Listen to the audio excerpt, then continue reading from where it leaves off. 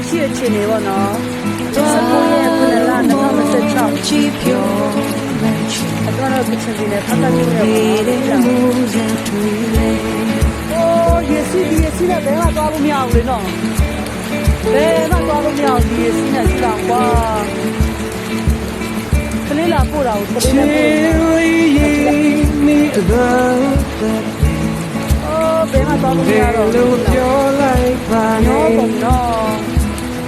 ဒါမိုးရရွာလိုက်လို့လေဒီကမိုးရရွာလိုက်လို့ဒီကပြေးသွားတာဖြစ်ပါတယ်ယုံကြည်တမ်းမှုစတဲ့ရေလည်းမြုပ်ပုံပေါင်ကြီးပါဒီနေ့ဖတ်တာမျိုးရပေါ့နော်မရှိလားကဲကလေးချောင်းလာပို့တာကိုသွားလို့တော့မရတော့ဘူးရှိလားရေဘယ်လောက်ကြီးလဲဆိုတော့မရှိလား